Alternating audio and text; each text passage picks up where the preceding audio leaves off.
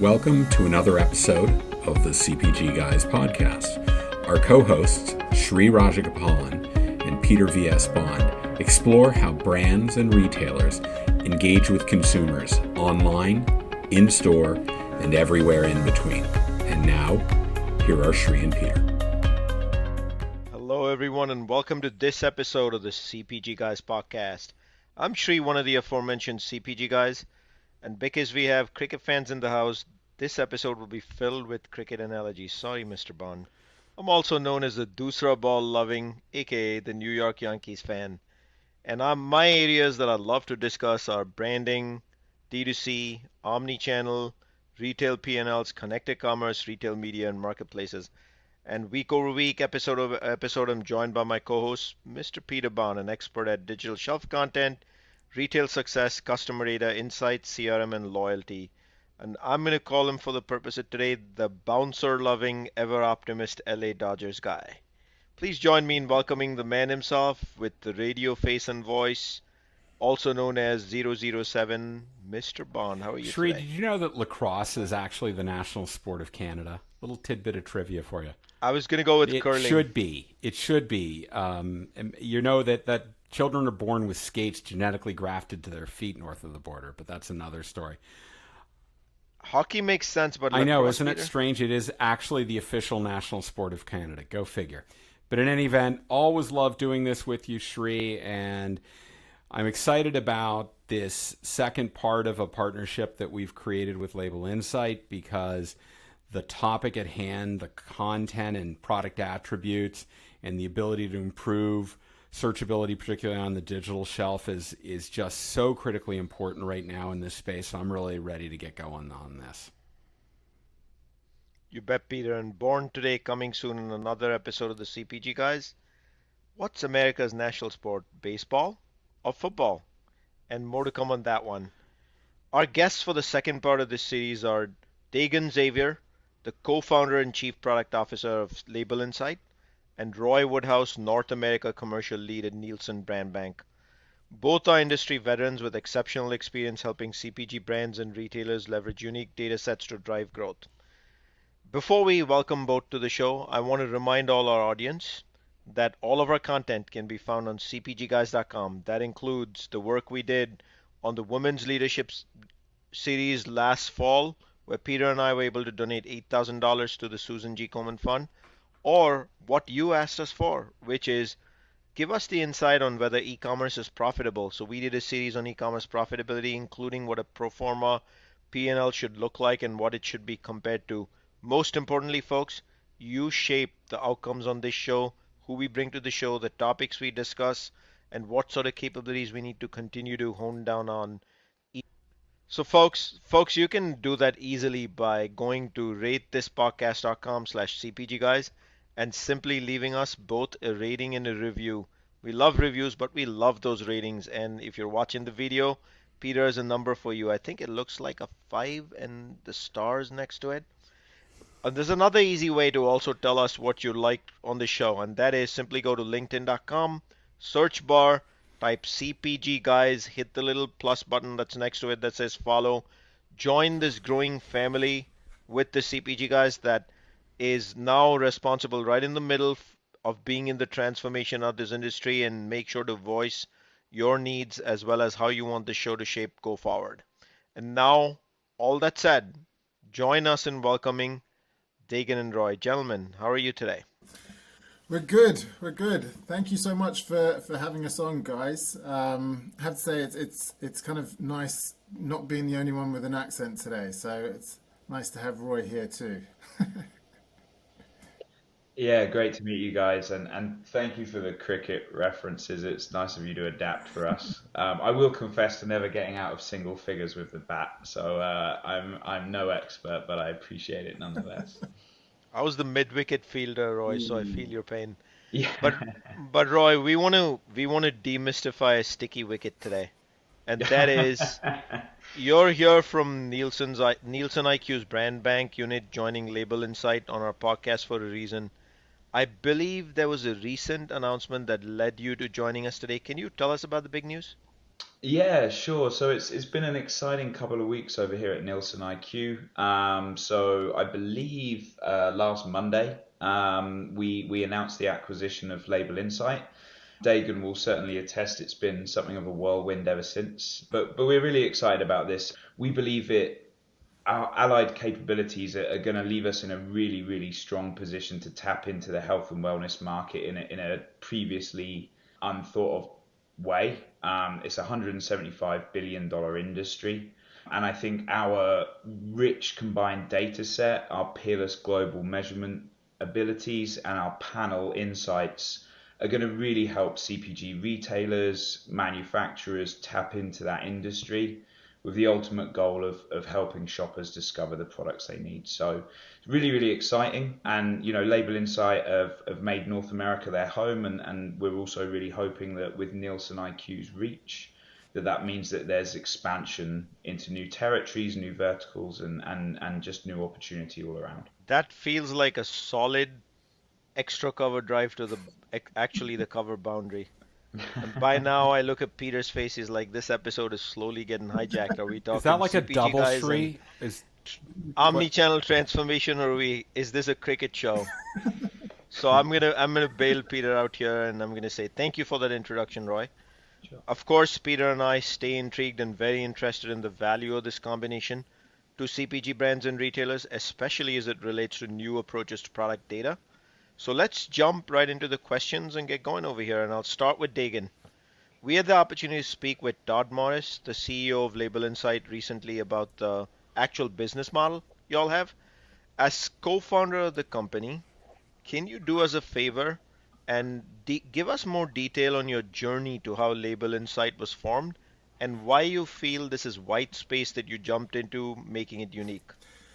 Yeah, absolutely, mate. So, as Todd mentioned on the previous episode, right, this whole concept company started from a family need, right? And that need was to answer questions about the products that we were consuming.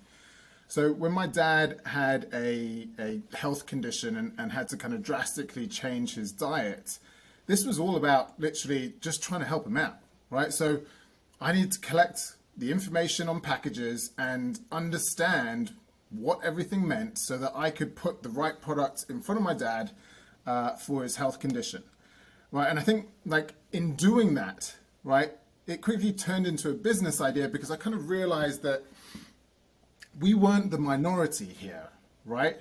In fact, we were the majority in that the majority of people care about what they're putting into their bodies. Right? The majority of people have conditions, restrictions, things that they want and desire, right, around the products that they consume. So this was much more about like, how do we help millions of consumers as opposed to just helping my dad? And so rather naively, we jumped into this thinking like, how hard could it be? 17 years later, and I can, attest it's bloody hard. The goal was to create technology that was able to answer any and all questions that consumers had on the products that they consume, right? So, when you start there, right, in terms of start with your goal and then work backwards, what we needed to be true for that to be the case was data completeness, right? So think about it, it can't just be about the nutrients or just the ingredients, or just the marketing claims. It had to be everything on that package. But then secondarily, once you've got everything, what do you do with it? And that's when the depth comes into play, right? So what does it mean when it says 100 calories? What does it mean to me when it says 140 milligrams of sodium? What does it mean if it says like partially hydrogenated vegetable oils, right? So we had to apply meaning to that data. And then lastly, it was all about flexibility. Like, how do you create a flexible data architecture that can answer anybody's question, regardless of their kind of dietary preference or not? And I think that kind of hits on like our philosophy as a company, right? And it's kind of always been different to others' philosophies. And I think in others' minds, we've always just been far too granular. And I've been kicked out of several kind of boardrooms going through this process with the idea of like, Dagan, who cares about ingredients, right? Dagan, who cares about 24,000 attributes? The truth is we care, consumers care, right?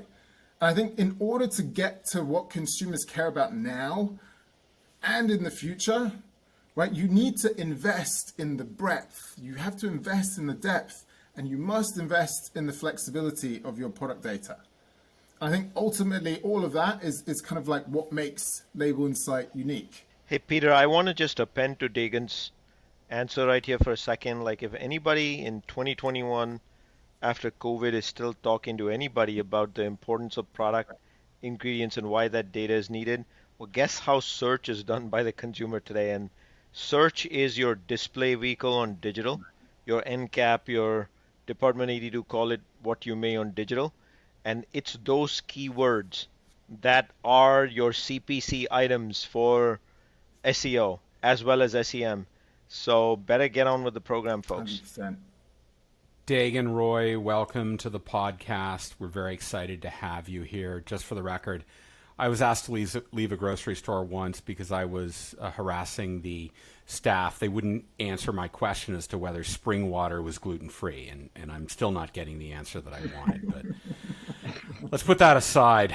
All right, you know that I came from both a data insights and a product attributes background, so I'm relatively dangerous. I'll try and keep my gun in the holster and just lob something out that I know a lot of people really want to understand. Can you help break down, Dagan, the product attribute data in more detail and how our audience should be thinking about it in terms of value to their business, and as Shri kind of alluded to most notably, improving searchability of products on the digital shelf? Yeah, absolutely. So I think it's important to think of product data as it's not just one dimensional, right? It can't just be about what the label says, right? It's got to be about what the label says and means to each audience, right? That's the critical part.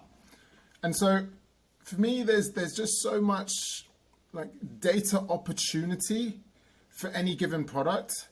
And I think especially considering like how our industry has transformed over the past year, right? And the boom of kind of e-commerce, etc. But like I'd be encouraging all CPGs to be thinking about how their data providers open or unlock that opportunity for them, right? For example, I think it's 87% of products fail to claim one of the 3 most searched attributes in their category.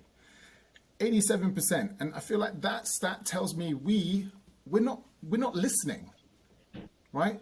So it's just really important to be thinking about ways that your product is received by various different audiences. And that is possible. That is possible to do with product metadata. So I think in evaluating your data partner or your data provider, I'd break it down into what we call the 5 C's, right? So data coverage, right? How well does the data reflect the market, right? Data currency, what is the rate of data decay and kind of how dynamic is the data considering how much data is changing in our industry? Data customization, so how well can the data be tailored to your specific business need? Think differentiation, etc. Right? Data characteristics, so how granular is that data? And how does your data provider kind of structure the unstructured, right? How do they define it and organize it? And then lastly, confidence, right? Like what's your level of trust in that data? I feel like these are some of the things that, well, they're critical things that we in the industry, right, need to be thinking about as key elements to succeeding. Because I think if we are doing this well, not only do we win, right, but most importantly, I feel like the consumer wins. And I think that's key. So I'm going to give you a full toss now, Roy. You choose how you want to dispose of that full toss. And I've been chomping at the bit to understand how Nielsen Brandbank and Label Insight, how does this equation come together? But I'd also love for you, Roy, to share with the audience the business of Nielsen Brandbank first, and then why Label Insight this is a great marriage. Yeah, absolutely. So Nielsen Brandbank have been the digital and e-commerce content arm of Nielsen IQ since they acquired us in 2014. We've actually been around since 1998, back when maybe 3 people shopped online in the UK. So we've been along for that whole journey, and our stock in trade is essentially providing that foundational product content that enables a brand to activate their product online. So I think where we really tie in closely with what Dagan's talking about is confidence. If you want to be able to transform this data, you want to be able to unlock the potential of the Label Insight solution and really deliver that discoverability to a shopper. Before that's done, you need that foundational information to be accurate, you need it to be granular, you need it to be structured, and you need it to be deliverable. Because if there's no confidence in what underpins what Label Insight are doing, then it makes that whole piece very difficult. So we work with thousands of retailers and manufacturers globally. So we're headquartered in the UK, hence my accent, and we operate across swathes of Europe and North America. And ultimately, our content is being used across multiple business cases, primarily e-commerce. And I think that's where the tie-in with Label Insight is going to be really exciting. Of course, we're still, pretty short time period post acquisition, so we're still working everything out. But I think when you look at our combined solution set, it's really exciting. So we're able to provide really rich content. So that might be great imagery, it might be rich media, it might be romance copy, it might be mobile optimized content. And we're able to deliver that flexibly in a number of different ways to ensure that it reaches the right place at the right time. And I think that, combined with the attribute set which Label Insight bring to help unlock the true potential of what is on that product packaging, I think the ultimate benefit is that shoppers are going to be able to discover products more easily. And when they discover those products, they're going to have the right content to help them make an informed purchasing decision. I think ultimately, you discover a product and find a blurry image taken with an iPhone and no data, you're probably still not going to buy it. But if you've got all that great content there, and we're able to create the look and feel of what that product is trying to do, then I think there's a really powerful combined solution set that's going to really, really help manufacturers and retailers maximize that channel. I wonder when I send Shri a text in the morning saying, hey, Knucklehead, don't forget to upload that file, that's considered romance copy. I'm thinking maybe not, but let's put that as... it can be whatever resonates. As long as it gets it done, that's what matters. It's about getting the action, but in any event. Gentlemen, his statement was like the 12th man who never made it to the team. Ouch. All right. So, Dagan, back to you. We kind of heard Roy's take on this. I would love to hear your position on how this combination of the assets of Nielsen and the attributes and capabilities of Label Insight are really going to ultimately, because this is what matters, right? Is how's it going to benefit the brands, and then ultimately how's it going to benefit the consumers? But would love to hear your POV on this. Yeah, absolutely. Look, I think, when we talk with brands, the problems that we hear consistently are that it's hard to keep up with innovation in the health and wellness space, right? It's hard to see around the corners, right? It's hard to keep content accurate, to keep content, current, etc., right? Especially considering all the kind of like manual intervention that occurs, right? And the disparate systems that we've still got in our industry, right? In terms of product data. So I feel like with Nielsen IQ, Label Insight, Nielsen Brandbank, the three of us coming together, right? We're really bringing kind of like an end-to-end solution to the market. And so something like product innovation, right? When you think about the product innovation life cycle and you think about the three entities there, you've got signal detection, right? in terms of understanding what consumers are searching for on retail and then applying that to products, right? Then there's signal validation with Nielsen's measurement business being best in class, positioning in claims, so understanding or being able to view your marketplace and the competitive landscape and understand how those winners or the innovative kind of winners, right? How are they positioning themselves? What colors are they using? What words are they using? What images are they using, right? All the way down to the formulation level, right? Compare and contrast product formulations in that, again, look at the winners. How are they formulating their products? But then also, why don't you dabble with your formulation and see how you can impact how you appear at the digital shelf? And then once that's all done, you can set up your product and syndicate, right? Leveraging Brandbank's pipes and distribution network, etc. And then finally, kind of media and advertising.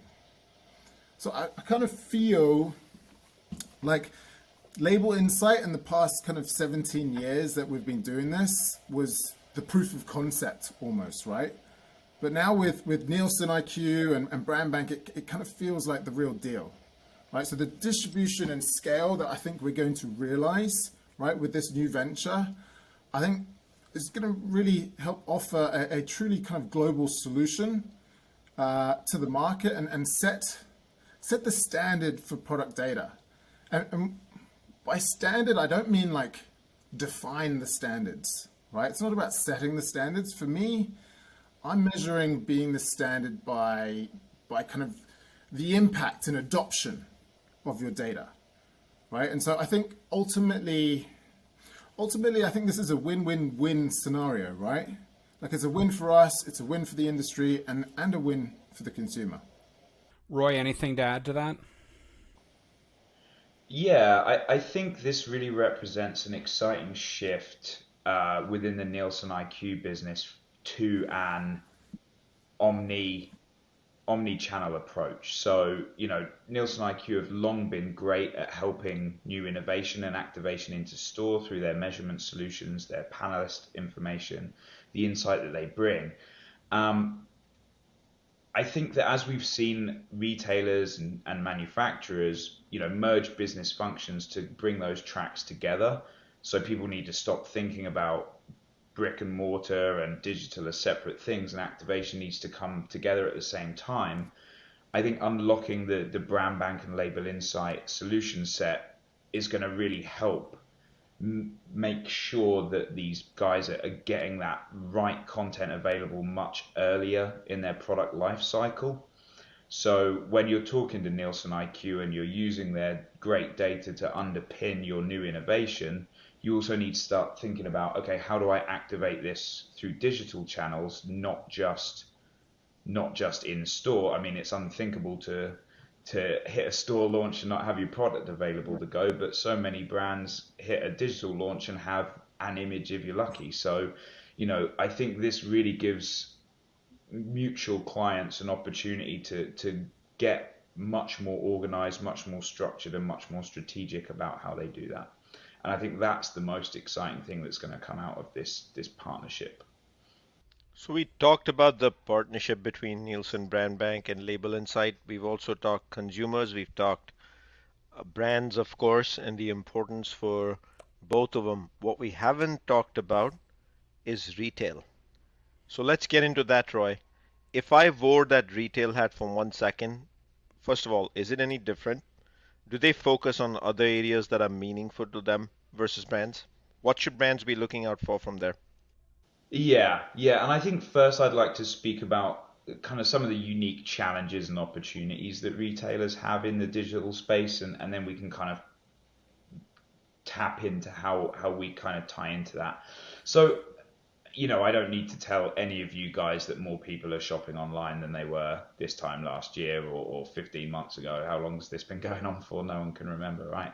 Quite a long time. Peter and I learned something today, Roy, that more people are actually shopping online than before. Thank you. Didn't Well, I'm glad I could give you that insight. Yeah. So what we're not seeing is people particularly enjoying the digital shopping experience as much as in store. People are telling us, oh, I have a favorite grocery store that I like to go and shop because of, whatever reason. That doesn't really translate to digital. And I think retailers are still working out, how do I replicate the in-store experience online as closely as possible? In particular, when it comes to product discoverability. And I think that's where, Label Insight provide a really exciting solution to speak to that. I think product discoverability is one of the key challenges in the digital space.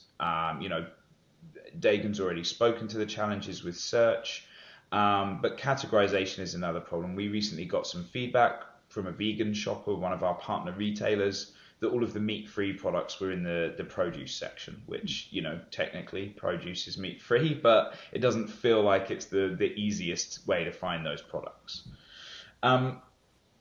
So I think retailers really do recognize that there's a need to improve in that space. And I think in particular, better product discoverability leads to bigger basket size. People are, enticed, they're excited, they see a product they want to try out. I know I've been in store and seen something that I think has cool packaging or looks exciting, and I'll throw it in my basket. That doesn't really happen online, and they need to find a way to address that. There are also unique opportunities online. So a good and current example with Memorial Day around the corner is cross-category promotions.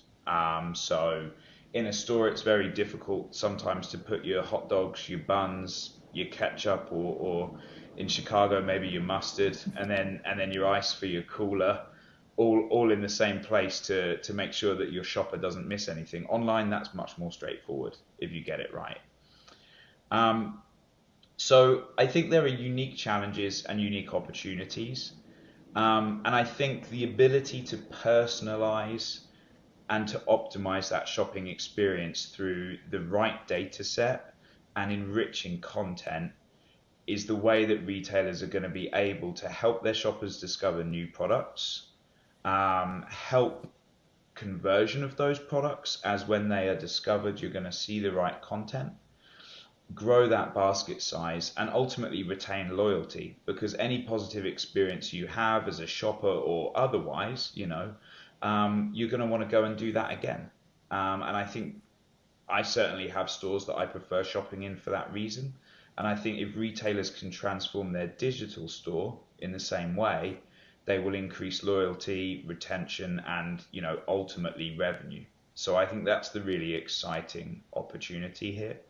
And I think that's the unique proposition that we're going to be able to bring to retailers. Hey Shri, if we stop by Roy's house on Monday, do you think he'll be serving hot dogs on the bank holiday? No? See, I can play this game. I can do that. All right, Dagan. I am in Chicago, so no ketchup. Right? Oh my. Okay.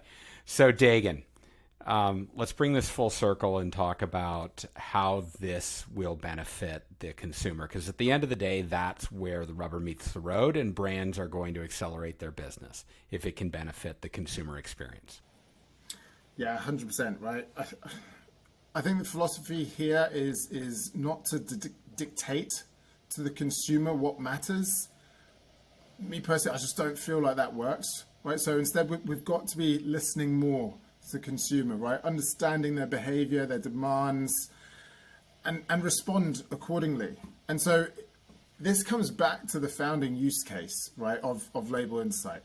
If we're simply relying on what is stated on that label, right, and the traditional methodologies of search and discovery, then the world for consumers is only so big, right? There are approximately 3,000 products in the US that market themselves as heart healthy, either through a claim or a certification, right? 3,000. But in reality, there are 25,000 products in the US that qualify to be heart healthy, right? So again, small world, we need to make it bigger, right? We need to help products and brands realize their potential in market, right? And I think that's that data opportunity that I was kind of talking about before, right? So I think by pairing consumer insights with like an unprecedented level of product metadata, that's the best way to realize this opportunity. And like the saying goes, get the right products in front of the right people at the right time. Right on Regent Street next to the Widdards. Since Peter has decided to play the hot dog game, I will return the favor by sharing that the best tikka masala in the world exists on Regent Street, and it's in a place called Veerasamy if you haven't checked it out before. That said, that said, and by the way, the Widdards right next to that, best green tea on planet Earth. So Dagan, I want to come back to you. We've shared our perspectives here, all four of us, in terms of the importance of label insight and product attributes in particular, health and wellness, importance of SEO. But I want to jump away from our perspectives into the reality of data and insights on this topic. Have you all conducted a survey, audits, anything of that sort, and what's come back in terms of insights from those if they do exist? Yeah, absolutely. And I don't think this is going to be too surprising, right? But, we conducted an audit of 30 top kind of e-commerce platforms, right? And, when looking at those top 30, 21 out of the 30 offered kind of attribute related search filters, right? But those search filters overlooked 80% of shopper need states and preferences, right? Now, when we do what we do at Label Insight, which is, look at the implicit as opposed to just the explicit, right? Using those filters again, right? Those filters failed to return 92% of the products in their assortment that qualified to be returned for a given attribute. So what that means is that's just proof in the pudding around heart healthy, right? The 3,000 versus the 25,000, right? The solutions that we currently have in market are making the consumer's world only so big, right? And so I think, of the top 25 product attributes that consumers are searching for, right? So the top 25 attributes that consumers are searching for the most, right? Retailers failed to return 53% of products that qualified. 53% of products that qualified. I think that's just insane, and that speaks to kind of the poor user experience that we're providing as an industry right now, right? Empty aisles, lost dollars, right? And so for me, it's not about the negative, but this is just such a massive opportunity for everybody here to turn this around and win, right? And again, it's not just us who can win, it's the consumers who can win too. For my money, the finest Indian food in all of London is near Westminster Abbey, and it's at the Cinnamon Club, and it's the most sublime dining I've ever had in my life. Complete non sequitur, but I wanted to work that into the podcast because I wanted to show Shri that, boom, I got game. All right. So, sorry. We have to have fun, right? Isn't it what this is all about? It's about educating and having a little fun while we're doing it. So Dagan, knowing all of this, what's your practical advice to help both brands and retailers in this space of omni-channel sales where product attributes can really help drive discovery and ultimately conversion? Yeah. So not normally in the game of giving advice, but I think for me, find yourself a data provider who can confidently speak to the 5 C's, right? So think coverage, currency, customization, characteristics, and confidence. There's a lot of C's there. I think number 2, you need to challenge yourself to be thinking multidimensionally about product data, right? It's got to be more about discoverability than just focusing on the package, right? I think tied to that, we've got to focus on making consumers' worlds larger, not smaller, right? And then finally, keep innovating, right? We as an industry need to be looking for the signals, right? Because we, the consumers, all of us, right? We keep changing, right? And our habits and our demands are changing constantly. So the industry needs to earn the consumer's business by thinking differently. And I think that's on us. Roy, how about your thoughts on this to close us out?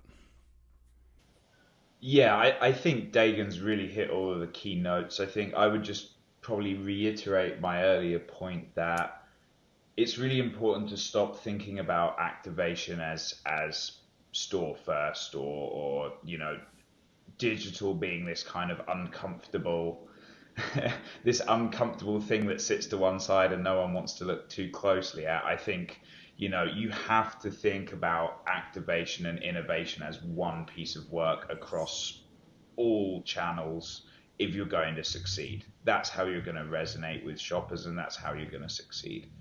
To do that, it's really important that you fix the basics first. So, don't run before you can walk. Make sure that you've got that foundational stuff in place so that you can innovate, and that you've also got the right insight to tell you where you need to innovate. And finally, speak to the experts. Both Dagan and I represent agencies supporting the CPG industry, and our businesses, or Business Now, is one of hundreds of great businesses out there that are designed to help CPG manufacturers, CPG retailers win and improve that user experience for their shoppers. So, there are tons of great people. Go talk to them. You're not alone. And it's important to work together with your retailer, your partner, and just make sure that you do the right thing. So, yeah. For all our listeners, Peter is actually inaccurate on the best Indian restaurant on planet Earth, because at 99 Regent Street is the oldest known Indian restaurant on planet Earth, called Veerasamy, and they do have the best tikka masala. And if you don't like it, you can always go to Withered's next door for your cup of green tea. And by the way, s'mores hot chocolate in powder form, cocoa. And if none of that fancies you, you're not up for a meal for lunch tomorrow, whenever you hear this podcast, there's a Joe Malone right next door that you can fancy and walk in and pay $90 for the fragrance. All that said, I want to remind our audience you can find all our content at cpgguys.com. That includes your ask for us on demystifying e-commerce profitability, as well as our women's leadership series back in the fall of 2020, where again Peter and I were able to donate $8,000 to the Susan G. Komen Fund, as well as our Founders series running first half of 2021. This is a 3-part partnership we did with Label Insight. Part 1 has already been released. You can find it by simply scrolling through when you go to our podcast series, and you can find our episode with the actual CEO, Todd Morris. This, of course, is part 2, and in the near future, there will be a part 3, so please do tune in. I want to thank you, gentlemen, for joining our show today, Dagan and Roy. It was a pleasure to host you. Thank you so much, guys. Love the banter today. Yeah, thank you for having us. It's been great fun. And it's not often I get cricket references and they make sense, so this was an extra special episode. Mr. Bond, as ever, thank you week over week for being part of this journey. This has been fun yet again. Yeah, this is terrific, Shri. I certainly learned a lot about product attributes. I still don't know about the fact that, you've got, when you say y'all, that's a Southern affectation. I just don't know if it's Texas Southern or Sri Lankan Southern. I'm still trying to figure that out. 8 years in there Dallas, we go. Fort Worth The Metro. mystery is This is what happens. solved. Thank you, Shri. Always a pleasure doing this with you. Hee-haw. And with that, we'll sign off, folks. Catch you in another episode of the CPG Guys soon.